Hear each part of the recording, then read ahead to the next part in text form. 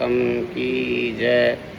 धर्मराज युधिष्ठिर बोले, हे भगवान, आप मुझे श्रावण मास के शुक्ल पक्ष की एकादशी की कथा सुनाइए।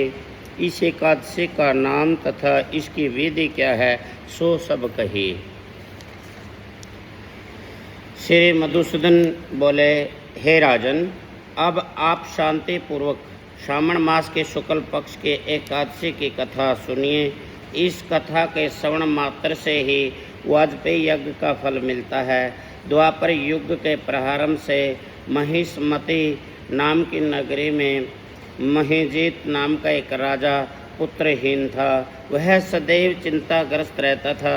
उसे वह राज्य दुखदायी प्रतीत होता था, क्योंकि पुत्र बिना इस लोक में परलोक दोनों में सुख नहीं है। राजा ने पुत्र की प्राप्ति के बहुत यत्न किए, परंतु वह निष्फल गए।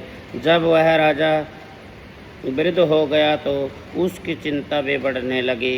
एक दिन उस राजा ने प्रजा का संबोधन करते हुए कहा कि न तो मैंने अपने जीवन में पाप किया है, न अन्यायी ही पूर्वक प्रजा से धन एकत्र किया है, न मैंने कभी देवता और ब्राह्मणों का धन छीना है, न किसी की द्रोहरी ली है। मैंने प्रजा को सदैव पुत्र की तरह पाला है। मैंने अपराधियों को पुत्र और बांधवों की तरह दंड दिए हैं। मैंने कभी किसी से राग द्वेष नहीं किया, सबको सम्मान माना है।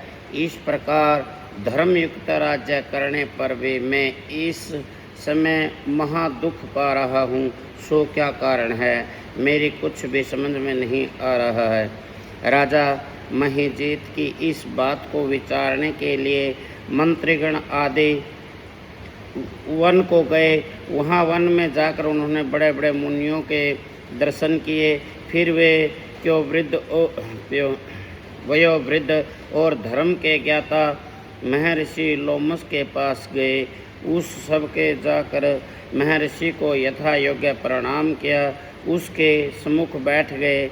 उनसे विनती करने लगे कि हे देव, हमारे अहोभाग्य हैं कि हमें आपके दर्शन हुए।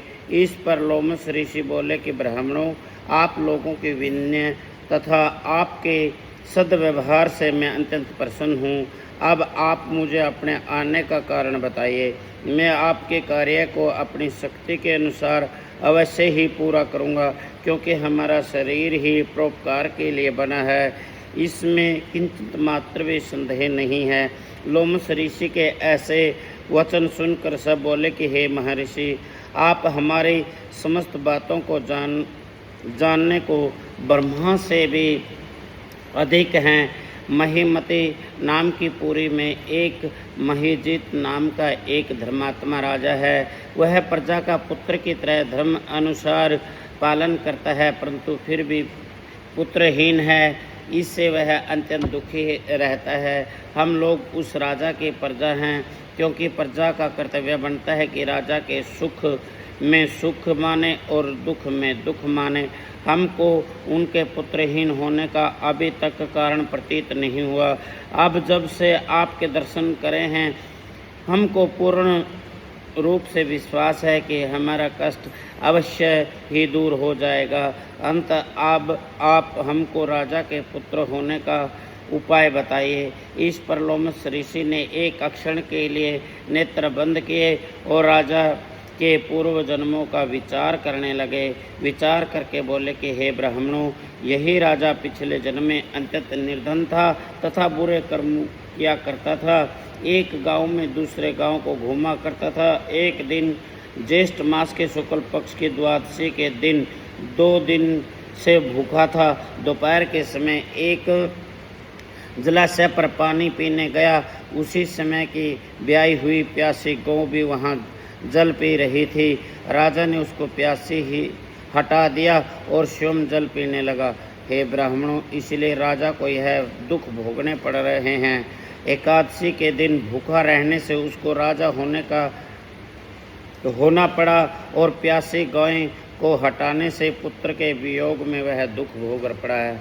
इस पर सब लोग बोले कि हे महर्षि, शास्त्रों में ऐसा लिखा है कि पुण्य से पाप नष्ट हो जाते हैं।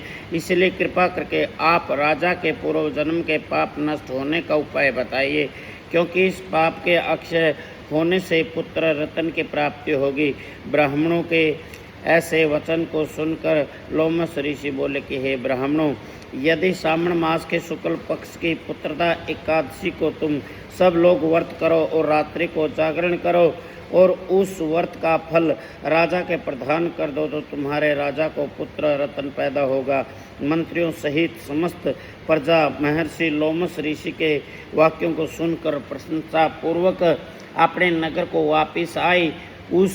उन सब लोगों ने श्रावण मास के शुक्ल पक्ष की पुत्रदा एकादशी को लोमस ऋषि के आज्ञा अनुसार विधि पूर्वक व्रत किया और द्वादशी को उनका फल राजा को दिया। उस पुण्य के प्रभाव से रानी ने गर्भ धारण किया और 9 महीने पश्चात उसके एक अत्यंत तेजस्वी पुत्र रतन पुत्र हुआ। हे राजन, इसीलिए इस एकादशी का नाम पुत्रदा पड़ा।